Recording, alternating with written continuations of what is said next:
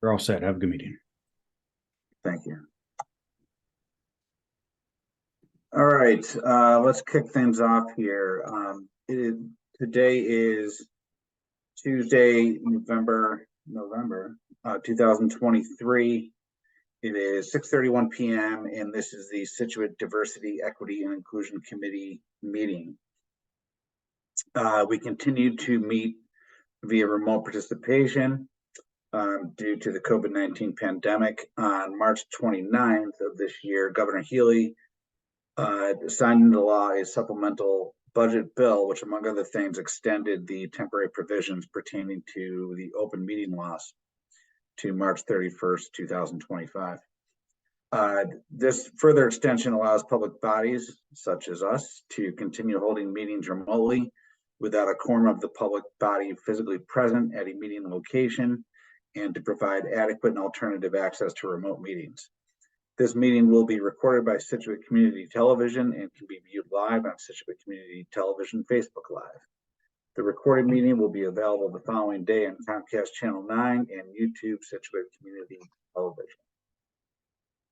I'm going to go ahead and read our committee's commitment statement. This is a safe, secure space for all people, especially people of color, and for all underrepresented people and communities. This is a space where people can bring up challenges and questions without fear. We will assume best intentions and we will treat one another with politeness and respect at all times. This committee is dedicated to these standards. We want our members and others joining our meetings to feel welcomed and respected. Okay, so with that, I will call the meeting to order. Do I have a second? I second. Thank you. All right, I will call the roll on Ms. Dre. Yes. Reverend Stewart. Yes. Ms. Swope. Yes. Ms. Gilberti. Yes. Ms. Risha. Yes. And Ms. Sun.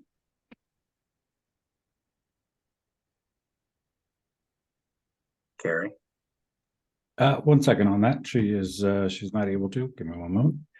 No problem. Carrie, you should be good now. Carrie, you there? Oh, great. Yes, I'm here. Thank you. Okay. And I'm a yes. Okay, great. So we're going to push the minutes anyways. I mentioned before, a few people joined. We don't have our meetings published from our last meeting, and we skipped October. So we'll discuss that. Frankly, Elaine has been out a bunch. I'll go back and I'll take care of the minutes from September 27th, and then we'll figure out who's going to do the meetings later on and the minutes later on in today's meeting. So with that, we'll flip things around a little bit. We have some special guests. I think a few of us are in the loop on that. But I would like to, I don't know what your formal titles are with this, Patrice and Paul, but we're going to talk about the Pier 44 project. I'm not sure who made this hookup, but we're grateful that you did reach out to us. We're going to talk about some of the plans for the project, which I'm going like this because I'm pointing to where it is. I live very close to Pier 44, and I'm excited for what you guys are going to do. And I think what we're going to talk about is the fact that I believe, we want to make this a welcoming place, and we're excited that you reached out to our committee to kind of get our input and just talk about it. So Paul and Patrice, do you want to introduce yourselves and talk a little bit about the project? Sure. Let me lead off. I'm Paul Barkowitz. I'm chair of the Pier 44 Commission. Officially, it's the Scituate Harbor Advisory Redevelopment Commission. Patrice. Hi, I'm Patrice May, and I am also on the commission. I am representing the Scituate Harbor Cultural District on the commission. Great, Tom. And I did reach out to you on behalf of our commission. We've we've been doing a lot of work with this project for several years now. Our vision is to assist the town in developing this Harborside Park, this beautiful parcel of property. And as you said, Tom, we want this to be part of the fabric of the community. We want this to be a welcoming place for every member of our community. This will be a place where people go on their first date, where they'll take their prom pictures.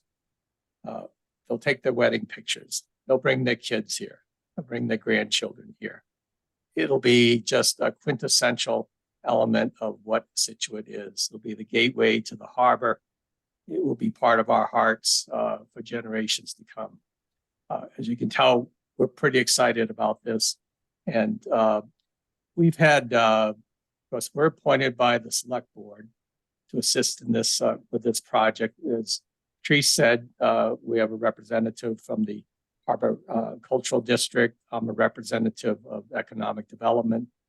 We have representatives from the Recreation Commission, Waterways, and the Commission on Disabilities. Our members are all active. We have Corey Miles, the Coastal Resource Officer, and just an incredible member of our team is Karen Connolly, our select board liaison. She's just been great helping us with the process.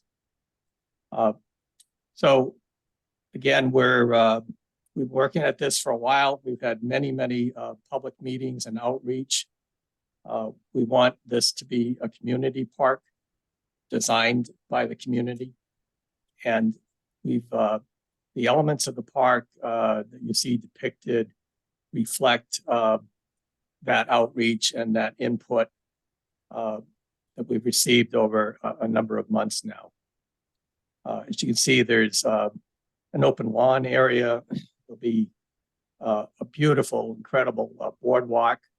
There'll be a shade structure. We'll have the harbor walk will be along the street. Parking's a big issue. There'll be all in 32 spaces. You see some spaces on the site, 13. We'll have another 8 on the street. And then down by the marina on the way to Lighthouse, so just a block away, there'll be parking developed as street side parking along with the project to install a new water main.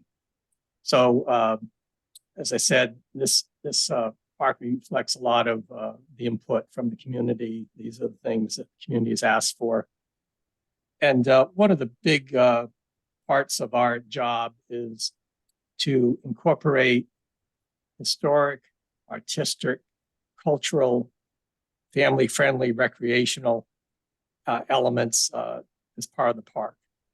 And I can't think of any better person than Patrice to be on point for our commission to get input, to coordinate with groups like yours. Want to hear from you. We want to get your perspectives, and we'll do our best to reflect those in the design as it goes forward.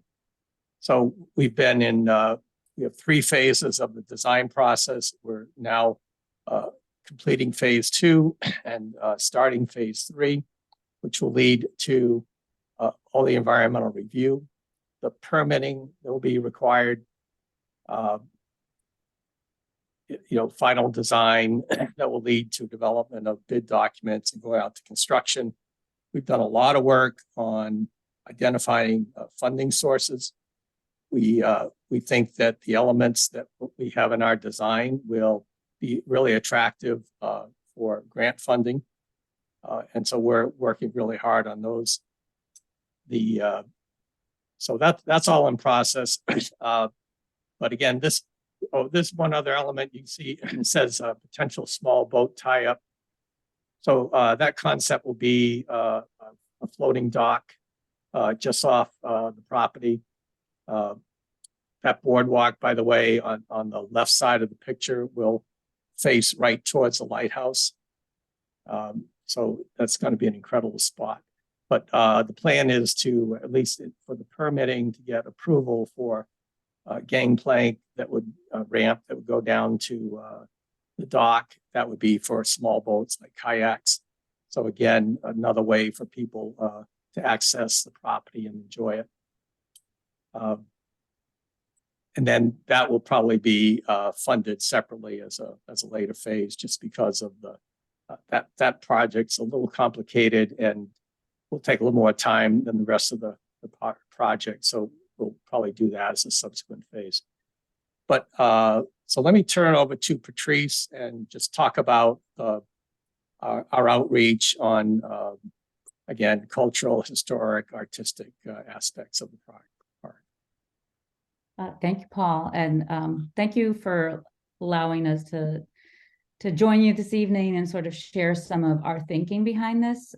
So the Scituate Harbor Cultural District, which I represent, it extends from basically St. Mary's Church all the way to the lighthouse. So it takes that little turn, and this park is centered right in the middle of that whole district. When we talk about cultural districts, we use a lot of phrase like placemaking, and I'm not sure if all of you are familiar with it, and I apologize for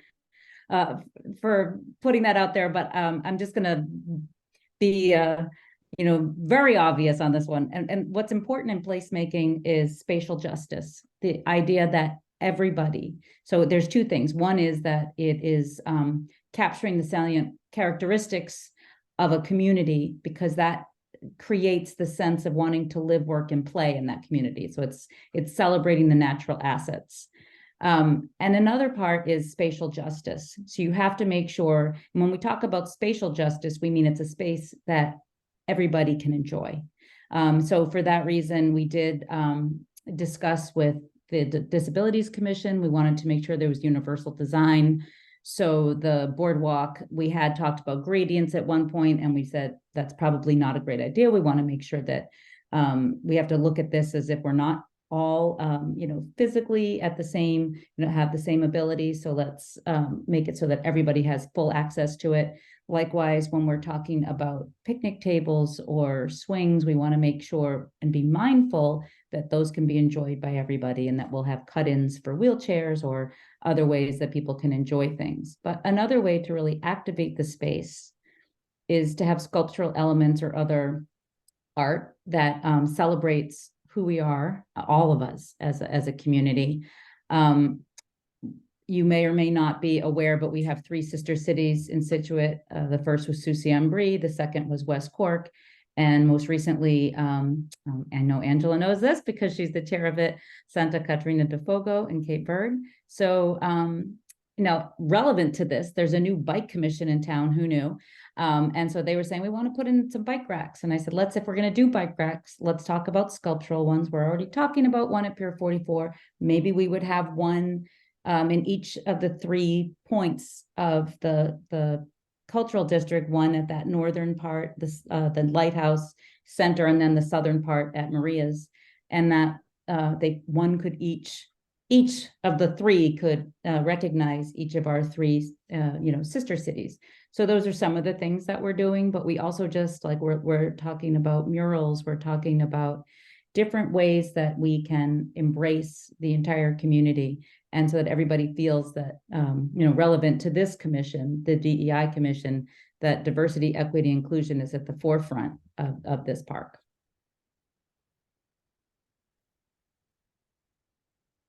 So, I mean, we're super aware of the sister cities. We had a hand. I mean, Angela did all the hard work, but we had a hand in, with the help of the select board and Maura and her team. Yeah. We were able to help kickstart that 3rd sister city for Cape Verde. So Tom, we're happy to answer questions, and we wanted to have just a formal introduction, particularly of Patrice as our point person for coordinating with your committee and as well as other organizations in town. So you're in the process now. Like, what is the timing in terms of, so for example, we don't have a lot of time tonight, obviously, but what is the timing on ideas? In terms of, like, if yeah. we were to come forward, just Sure. spitballing, if we were to come forward and say, hey, we think it's a great idea to, recognize in a formal way at the park, something to do with the Cape Verdean heritage history in Scituate.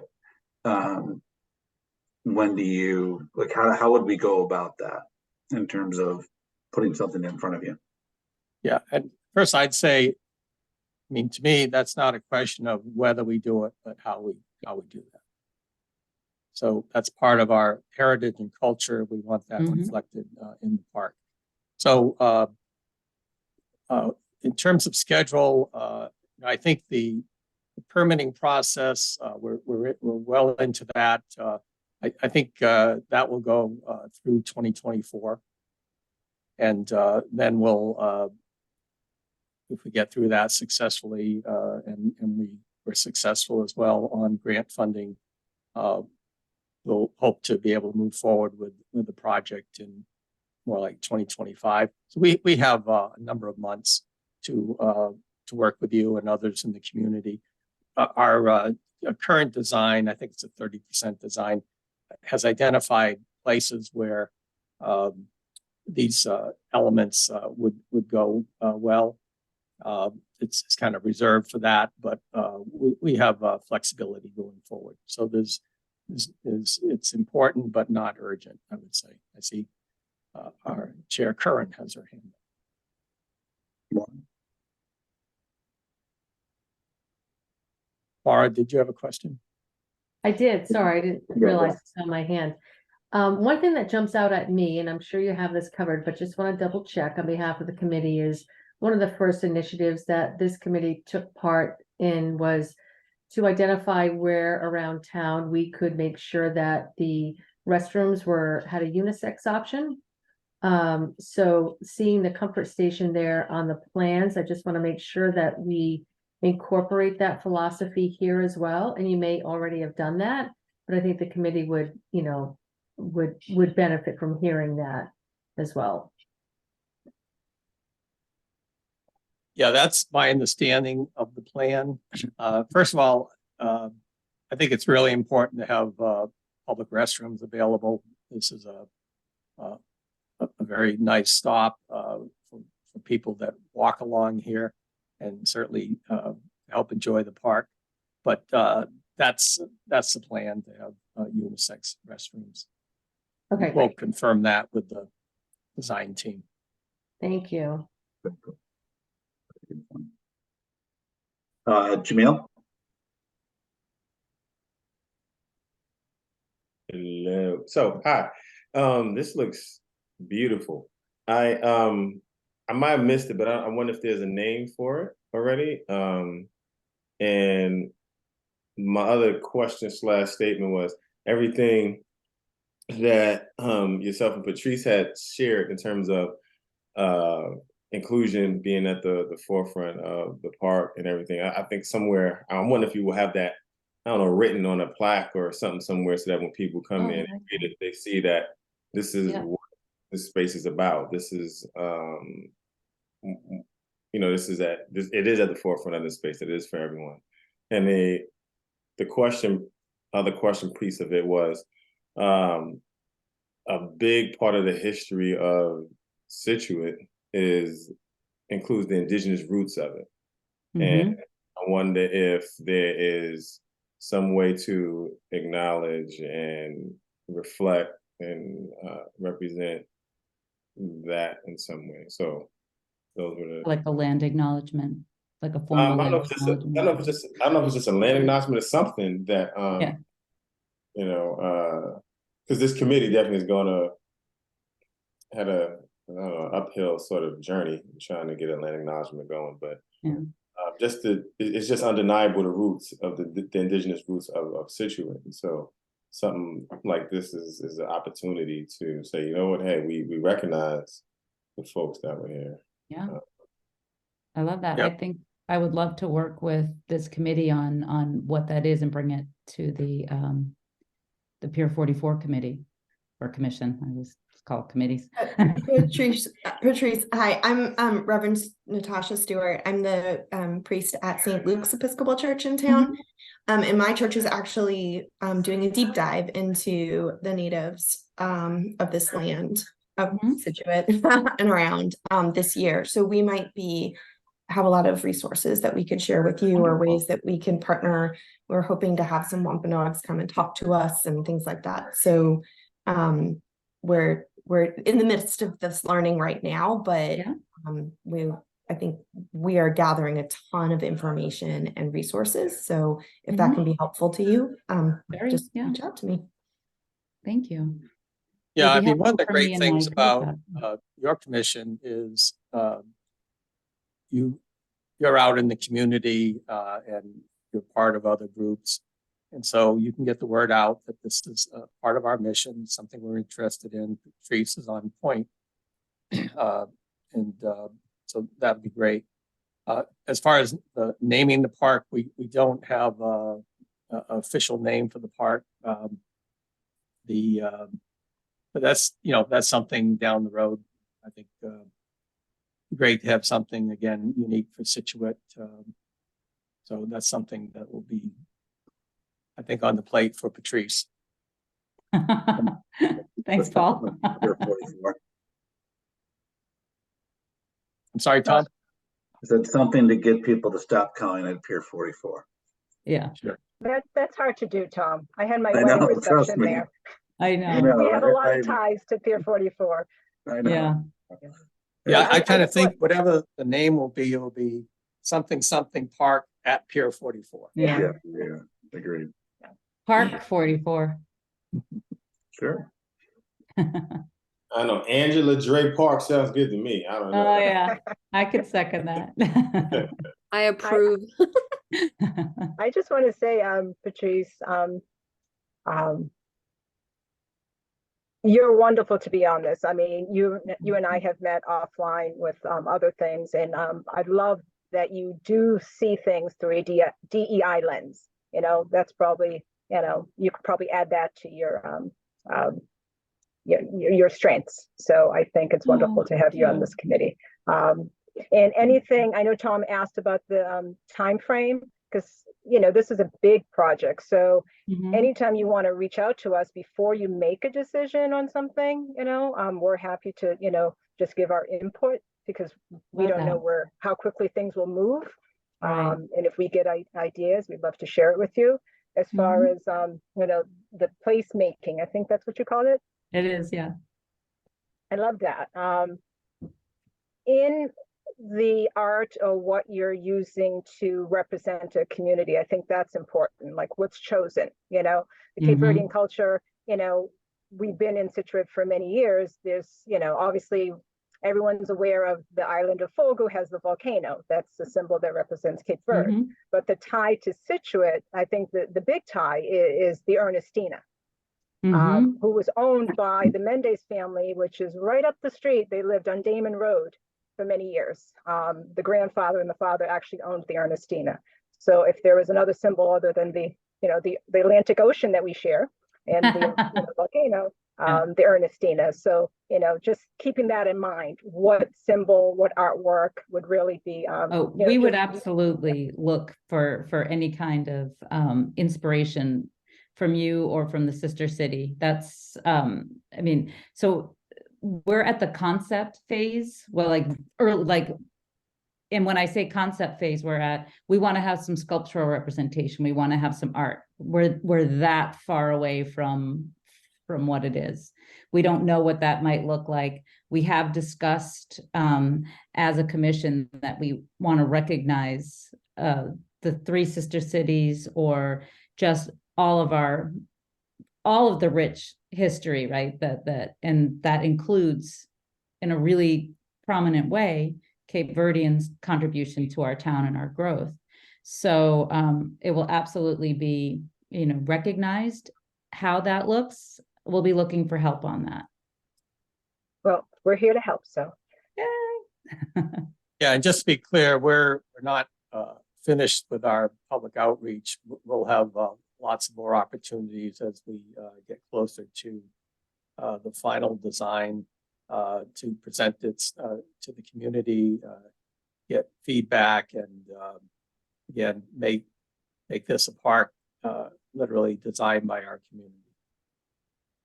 Great. It sounds great, Paul. Hi, Paul. Hi, Patrice. This looks beautiful. I'm really excited for this to come to town. One question I had, or one thing just thinking about in the spirit of inclusion, thinking about the Boston residents who have students in town that go to the schools, like through the MECO program, just wondering how, just to keep that in mind in terms of making sure that it's open and welcoming to that community, specifically thinking about parking, like if parking will be if you need a town resident sticker, or if it would be open to all.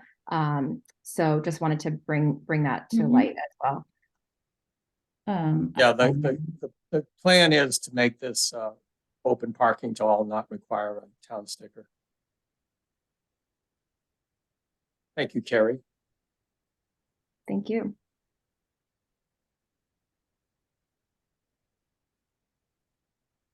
How many actual like standing structures are there going to be? I mean, I see like a shade structure. I don't know if the plaza is a building or No, not. there's so Tom, we're working within the zoning requirements, and this is within it's in 2 different flood zones. So if we had a building per se, an enclosed building, it would have to be on stilts, 10 feet high, with of course appropriate access, which would require ramping of 120 feet or so. So it's just not practical to have buildings. So the shade structure, and let me say, in our surveys and public meetings, we receive lots of comments about a desire to have shade. And so the shade structure will be, a real nice design. There's if you go to our website, there are some depictions of the shade structure. But and then so that'll be, of course, that will be open sided. So you could have high water go through. Part of our design is to make this property flood resilient. It will be consistent with the harbor flood resiliency master plan. So that'll be important. The plaza will be a flat area, just kind of a gathering meeting place. It could facilitate, art shows and other small events like that.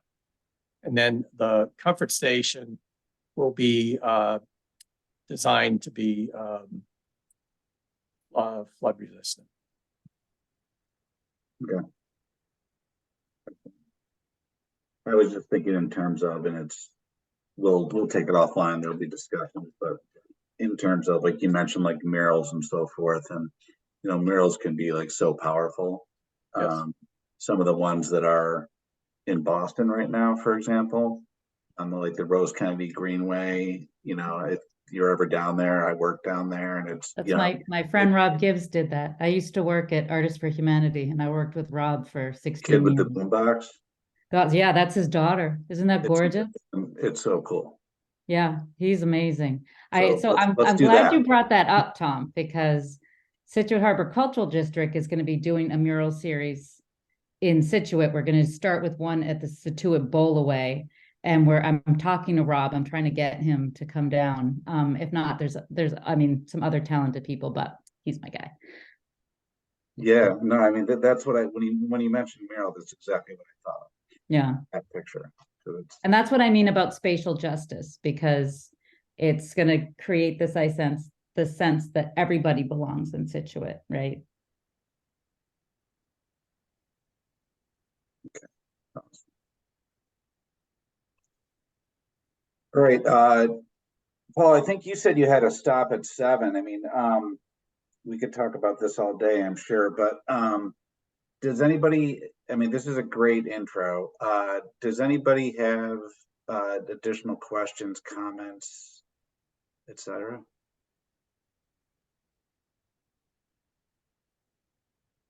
Anything else from you, Paul or Patrice? No, Tom, thank you again.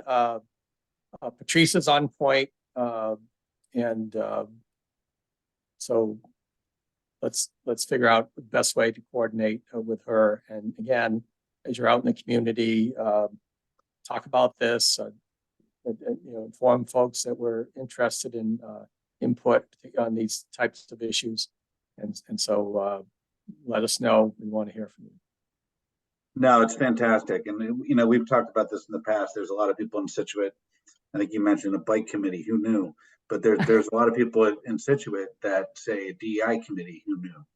Right? There's Right. still a lot of people in town that don't know that we exist, right? So the more that people know, because this is exactly the type of thing that I think we'd love to sink our teeth into and help. And thank you for doing this work, because it's really important. Our town is not, it's getting better. And I think that that your work will just keep taking it where it needs to go, because it's not where it needs to be yet. But I think with your guidance and the work we can all do together as a community, we can make it a much stronger place to be. I think we all agree. Well, Great. Thank you, again. Tom. Thanks, everybody. Thank you. Thank you Have both. such a great evening, and keep doing good work. Yay! Thank you very much. Appreciate it. Take care. Bye-bye. Bye.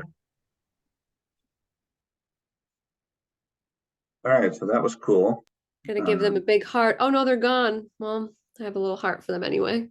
Without the counts for scanning. No, that's fantastic. All right. I mean, we can keep talking about this and people interject as I kind of keep going through our regular agenda. So as I mentioned earlier, I'm going to go back and I'll watch the video. I'm just going back to the standard agenda. I'll go back and watch the video for September 27th and do those minutes. The minutes for today's meeting, I think alphabetically, I think it's going to be you, Carrie. All right. That's So- actually fine, because I've been taking notes, so that's all good. Only thing is I've not formally done minutes for a committee, so if they need to be in a specific format that you all like, happy to do that, or if you're open to how I have them, that's fine too. We'll get you the template. Great. Yeah. So no problem. And if a few days go Tom, by can and I you don't shop- send you the can template, you- send me an email and I'll send you the template, because I find that I need reminders. Sounds good. Okay. Tom, can you stop sharing your screen if we're done with that? Yeah, I'm sorry. Sorry. Thank you. All right. Thank you. I like to see everyone's faces. Okay. All right. So with that, let's go into liaison reports. Maura, do you want to kick us off, and then we'll spin it over to Jamil and Bob? Sure, I'll kick you off. Hi, everyone. Not too much, other than I think most importantly is, we as a town have started our budgetary season. Believe it or not, that has all come around full circle. So we started that last week. There are a number of positions that the town administrator is requesting, several which address the mental health issues that you all brought forward in your presentation a couple months ago. So those will all be coming before the board as we move, we move forward and evaluate those different departments. So just, if you're interested in listening in, just keep an eye on the agenda, because we break it down every week with regards to what department comes before us. That's really it. The Lighthouse are still waiting for the topping to go on. It seems every week it gets just delayed a little bit. I was hoping to see it this week, but not quite yet. So that's the more exciting sort of, cultural thing that's happening, is to get that up there. And that's really it. We've been busy with, since I've seen you, welcoming folks from Cape Verde with Angela, and I'm sure you guys have talked about it when I wasn't here. That was exciting to meet everybody that came to visit there, the mayor, and then we have upcoming celebrations, which I'm sure Angela will speak about. And then many Irish Sister City events with exchange students. So we continue to foster that very robust cultural situation here in Scituate. But other than that, there's really not too much more to report. So hopefully that helps you all, give you a little glimpse as to what's going on in the town today. So when you mentioned the budgetary stuff with some of the positions and so forth, so that goes direct back to hopefully some of the stuff that we were talking about with Erica and social services and the Council on Aging and so forth. It does. Yes. Yes, it absolutely does. They haven't come before us to outline exactly what their needs are. And Bob, you can keep me honest, you may know exactly what they're requesting, but they will be coming before us in the upcoming weeks. I don't have the final agenda for next week yet to understand whether or not they'll be here next week or the week following. But I have seen an overview which does talk to more about adding those resources that have been requested on behalf of Erica, as well as additional police resources being requested due to some of the cutbacks from the state and whatnot. So Bob, correct me if I'm wrong, keep me honest here. I think I'm on point with that, but anything additional? No, I mean, I think that's accurate. I think ultimately from the, one of our proposals was that we add a social worker to the senior center. And I think it's something that ultimately I think that the Council on Aging director, Linda Hayes, is considering. I think that she has a couple needs that she's looking to address. Where she ultimately landed with her budget, I'm not sure. I don't want to misspeak, but I know she is, ultimately presenting. It's something she wants to do, but I think she has other needs as well that she's also needing to consider. So.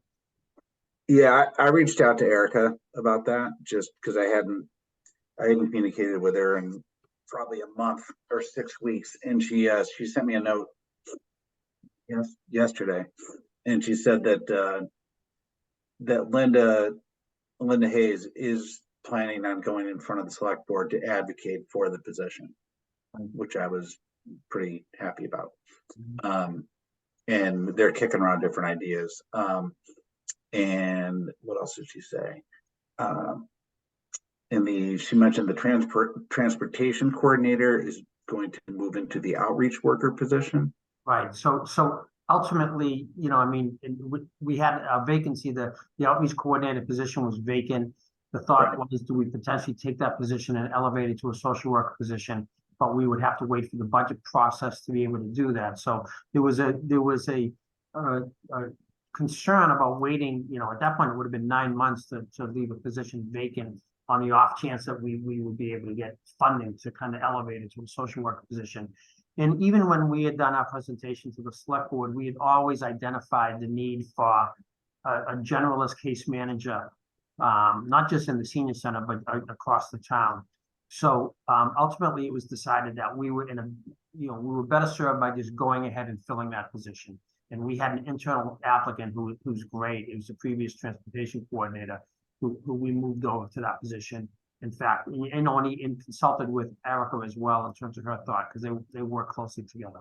So ultimately, it was decided that we were better served by just moving ahead and filling that position, but still considering the idea of adding a social worker to the senior center, potentially in the next budget process. So. Okay. Cool. I appreciate it. Yeah, it seemed like there were some, definitely some baby steps and progress being made. So it's good to hear. Okay. And I should say, and since the last time we spoke, I believe through the regional grant through DPH, I believe that between Cohasset, Hingham, and Scituate, they were able to get funding for an additional case manager. And so I don't know if that position has been filled it yet, but ultimately the sense is too that a good portion of that person's services are going to be specific to Scituate. So we're hoping that will significantly help alleviate a lot of the kind of the workload that Eric is kind of currently faced with. So. But that was great news to hand out that they ultimately funded that position. It's my understanding of this.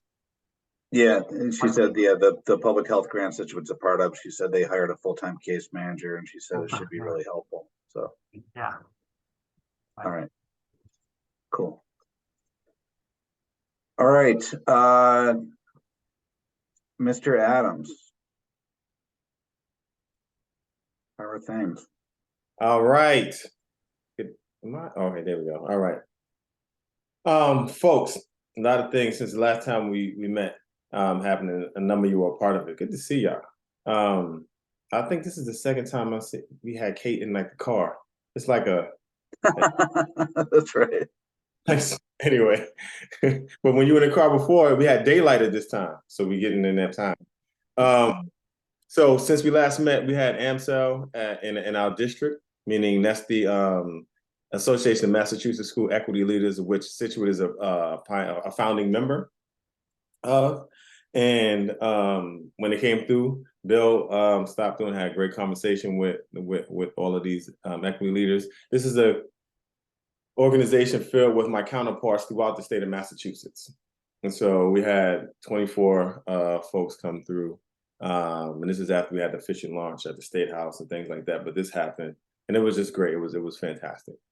I'll keep the version short. Then the week after that, we had all of the METCO directors, the METCO Directors Association, come through as well. And all these meetings took place at the high school in the Harbor Room, which is the conference room in the library. Folks that been, so it was in the Harbor Conference Room. So it was great. It was visible. A lot of folks came through. It was a great, particularly for our students. I mean, everybody. Not just students from Boston and stuff, but everybody to just see folks, professional folks, doing the things of being in the space and just having good energy. Then hopefully some of you got to see that This Is Our House trailer that got produced.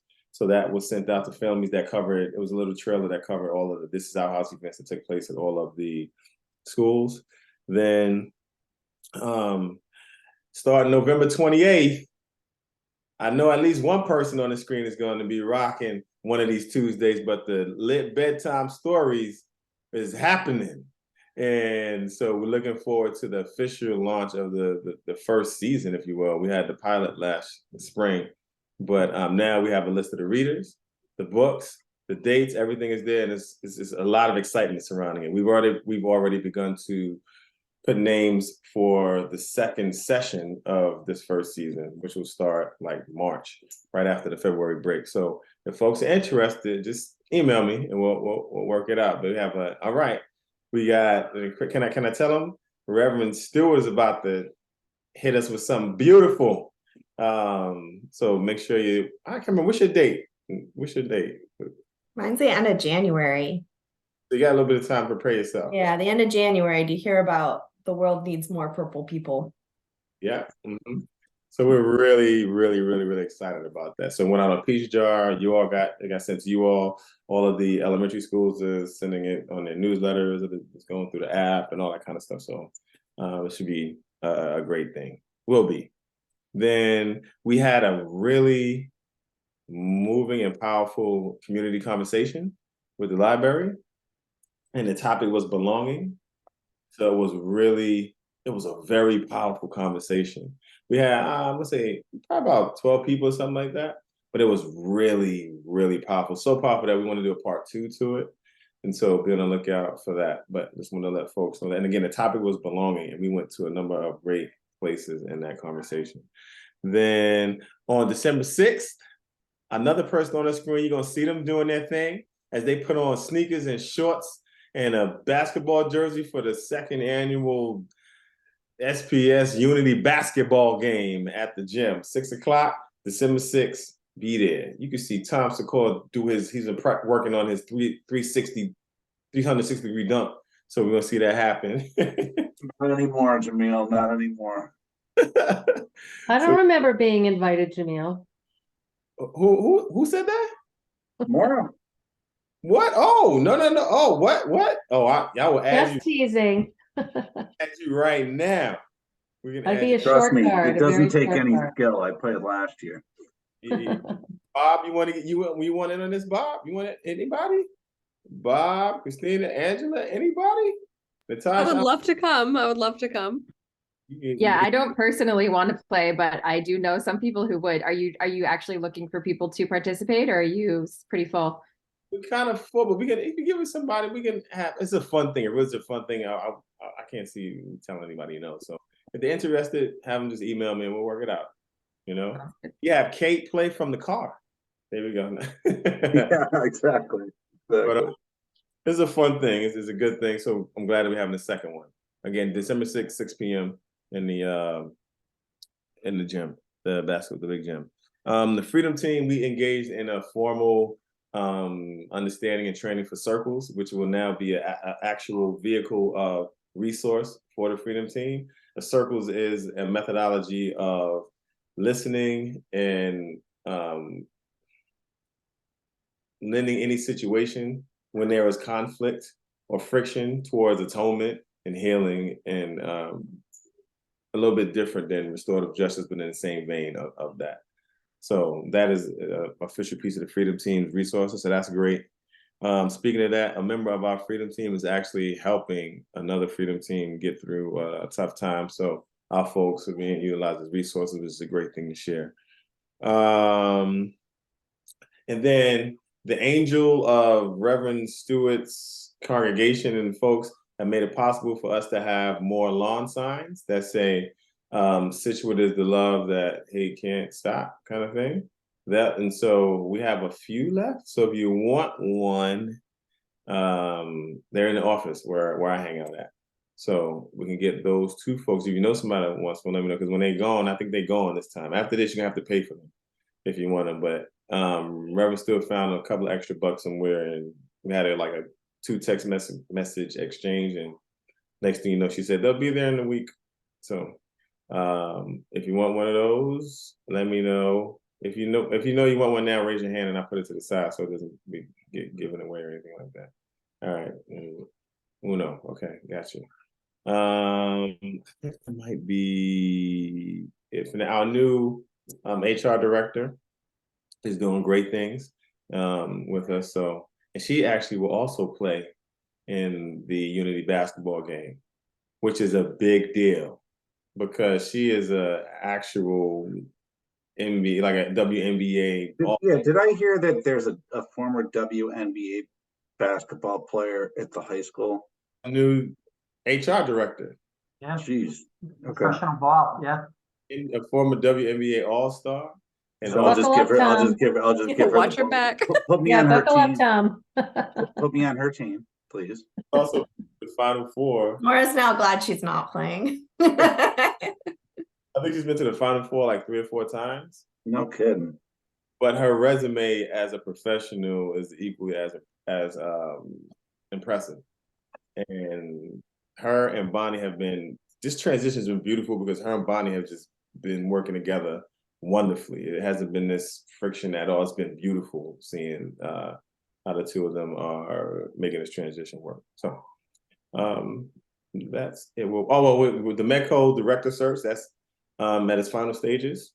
So I imagine someone will be named in the next week or a week and a half, something like that. So that's happening. And Saturday is the MEDCO showcase where families come to a location. I think it's the Reggie Lewis Athletic Center this year, and we'll check out all the different districts and see where they want to send their babies. And Scituate always looks good, so we'll get a lot of folks. Excellent. Thank you. All right. Any questions for Jamil? All right. Thank you, sir. All right.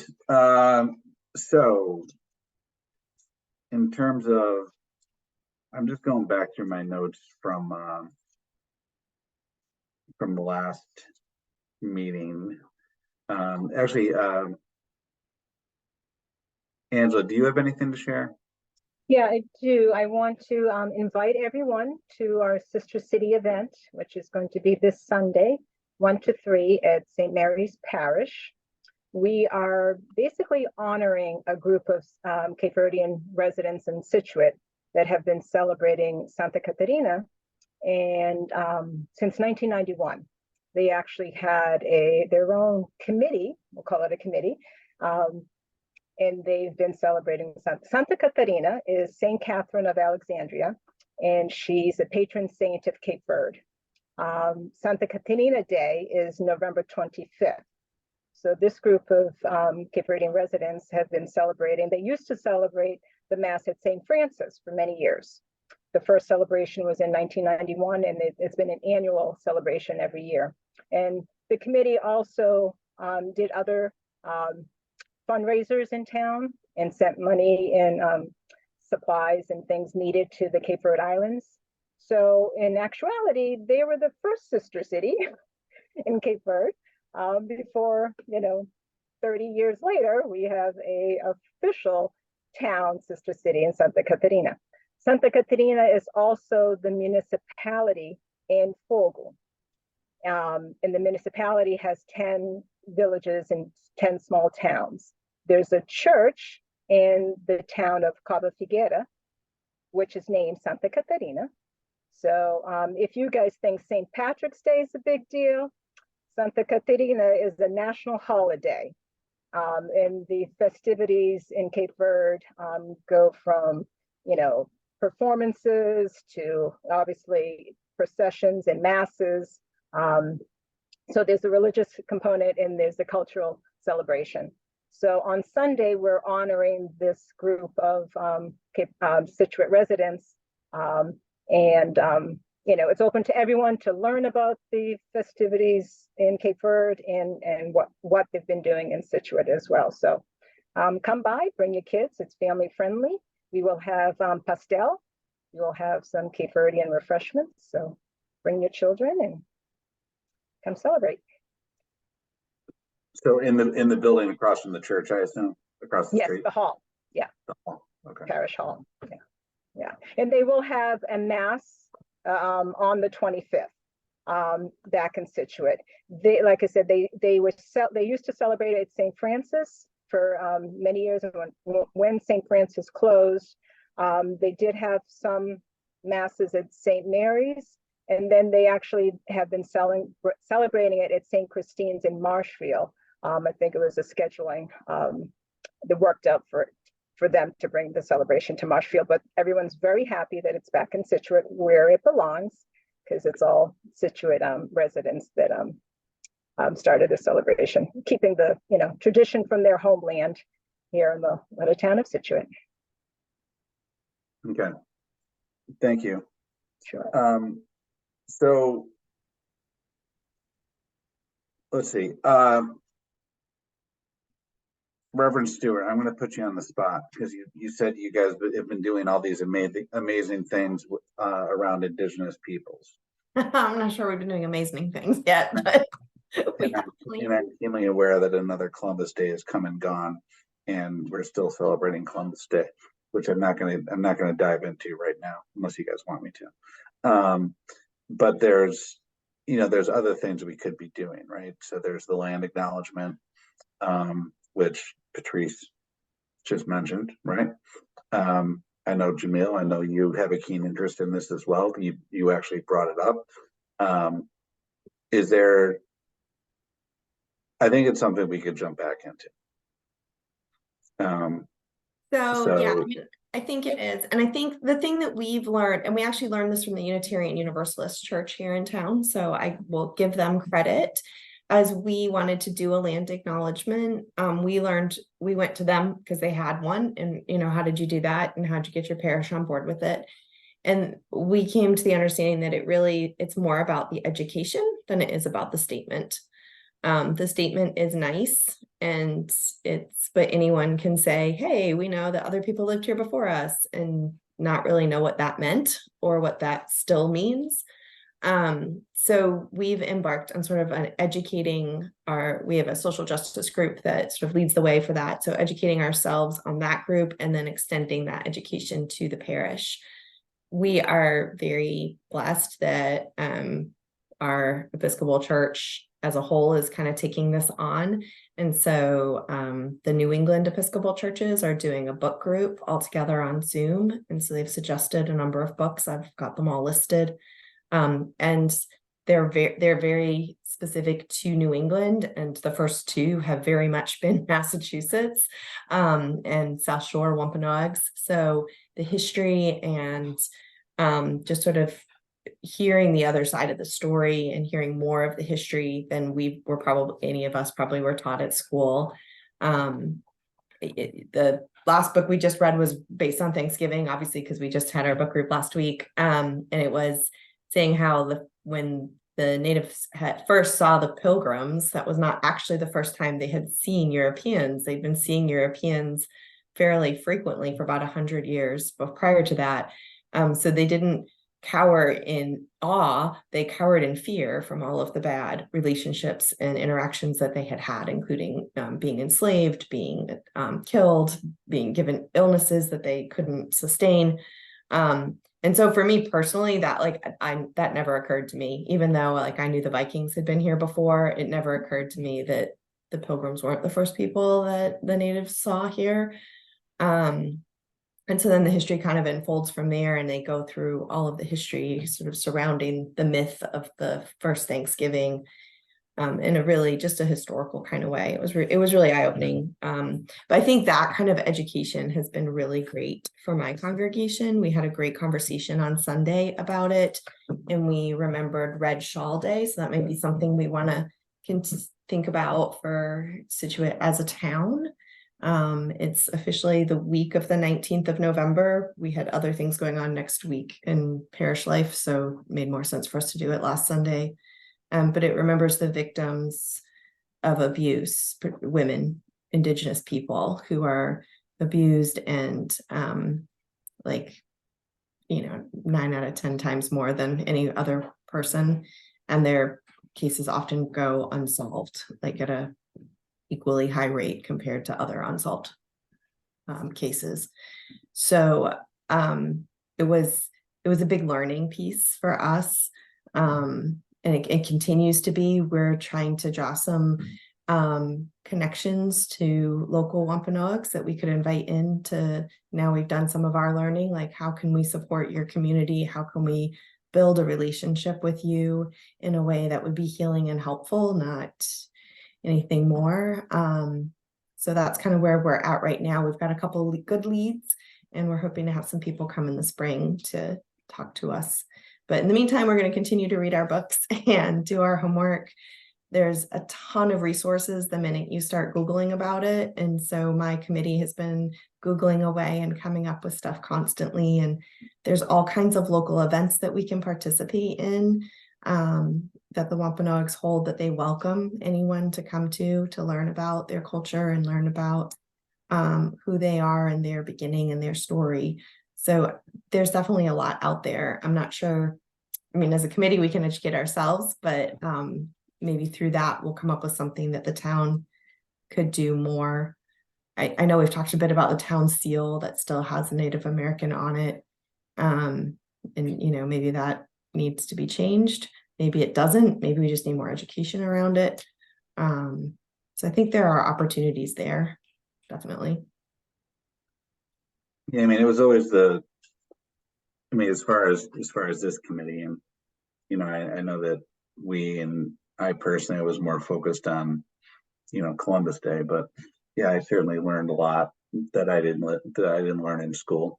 I don't think to the level that your congregation necessarily has, but I certainly learned a lot. And it seemed like there were always the three things that we were kind of teeing up as a committee, right? So there was a Columbus Day, there was land acknowledgement, and the town seal.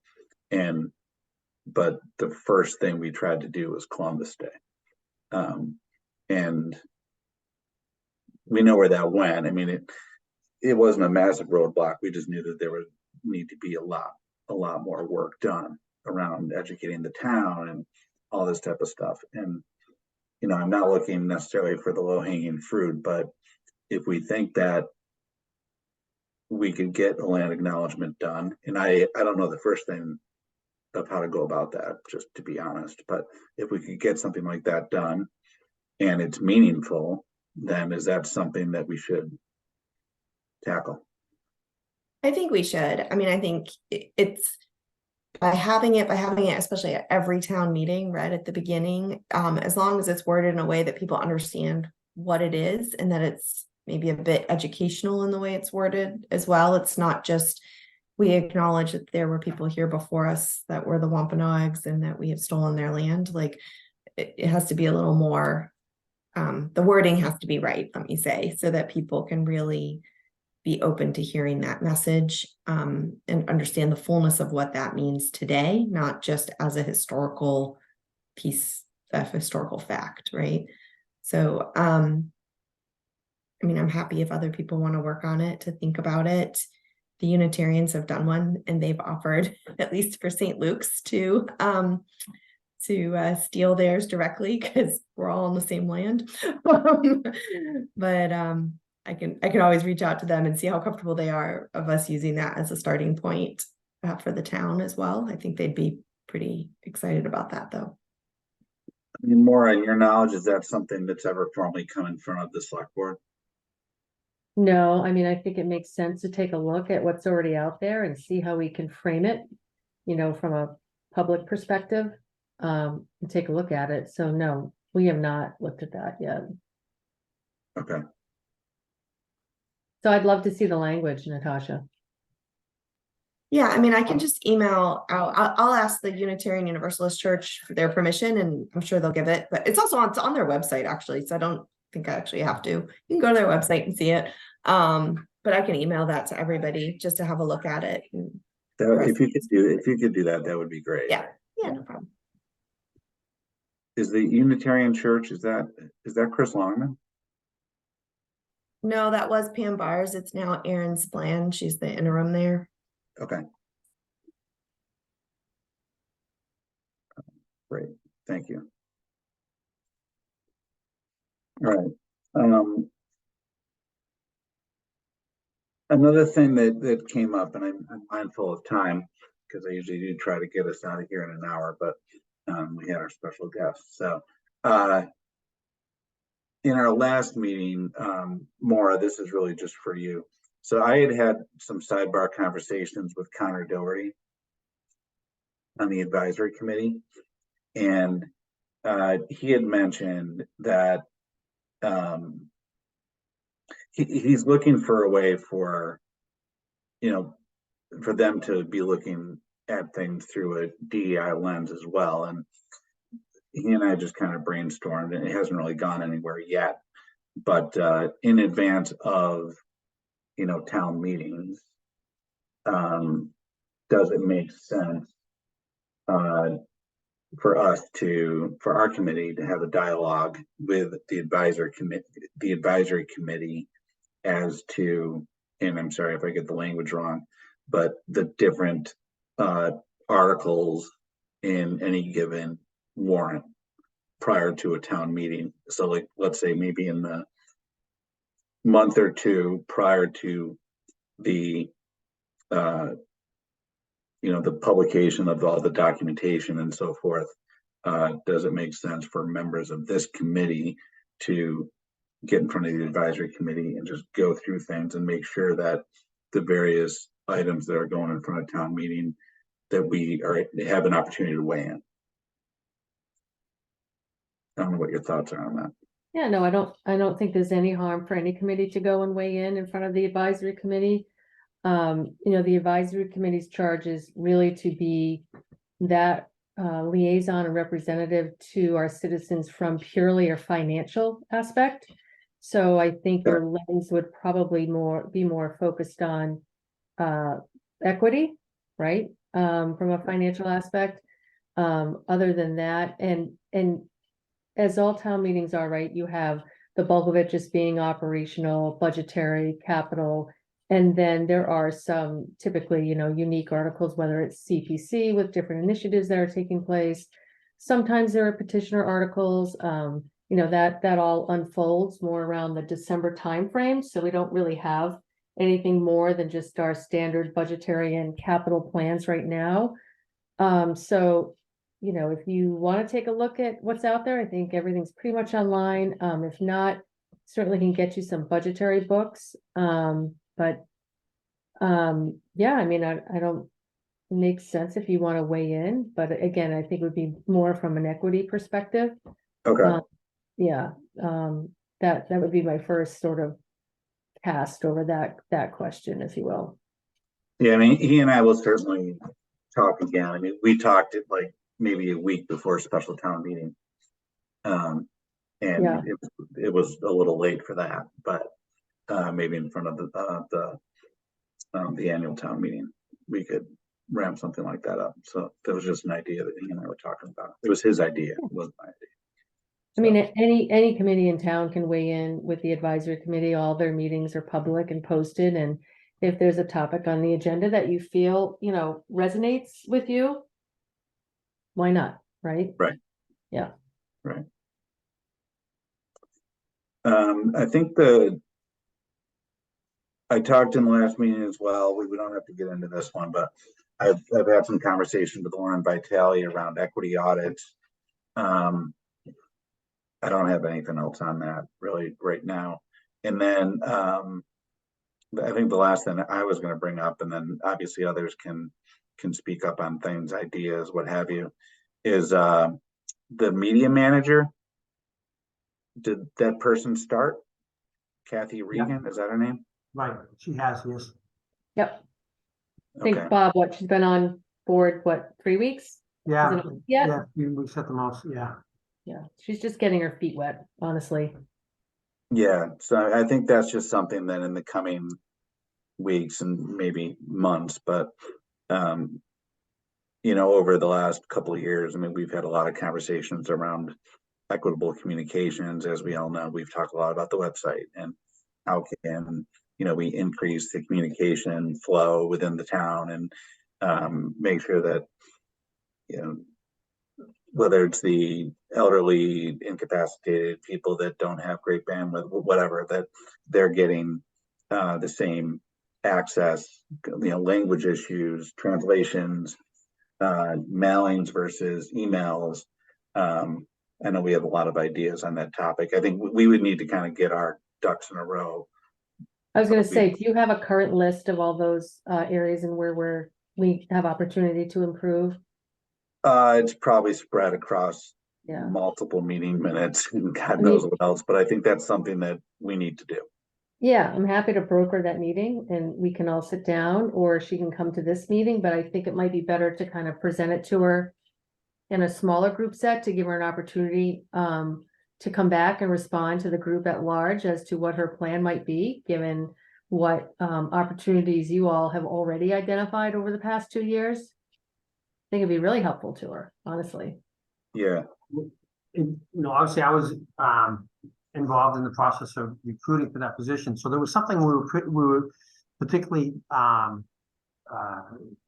clear about when we were interviewing for that position, is that we really wanted someone to look at it from that lens. And I've had a number of conversations with Kathy in addition, just about, you know, for her to really be thinking about that as she was kind of reviewing kind of what our past practices have been. I think at this point, really what she's been doing is just, you know, it's a part-time position. So it's only 16, 18 hours a week. So there's some limitations, but so what she's been doing is really kind of like diving deep into what exists on our website and scheduling meetings with each department to kind of to look at like what they're doing, what their experiences have been. But, you know, so she's aware that that's a kind of, you know, approach that we want her to take and something we want her to consider as she's kind of going through this evaluation process. But absolutely, I mean, I told her that I was a representative on this committee, and that ultimately we'd love to have a conversation with her. But I agree, Maura. I think that maybe, you know, a sort of subcommittee or subsection of this committee could probably have a conversation with her and kind of begin the process. I think some of the different one-on-one meetings that we've had with the different departments, like police and DPW and social services, I think that one takeaway from all of those meetings has been the need to really like look at how we're communicating to the residents and making sure that we're sort of, you know, inclusive in that process. So I think, you know, I think there is some specific feedback that we may have that we'd want her to consider. Okay. So Tom, do you want to put together some folks and then we can schedule something, or how do you want to do that? Yeah, we already had kind of like a a group looking at this. I think I was involved a little bit. Celia, definitely. And I want to say Elena, unless Elena, I'm yes. Elena, somebody. yeah. Does that sound right? Yep. So let me reach out to, I just wrote myself a note. Let me reach out to Celia and I can reach out to the rest of this group. I mean, ideally we have, 2 or 3 people looking into it, and we can just get it into, whether it's a Word document, a PowerPoint deck, whatever, and just get her something get something off to, her name is Kathy, right? Right. To just, and then we could have a meeting to discuss it. Sounds good. All right, cool. All right, everybody, what am I missing?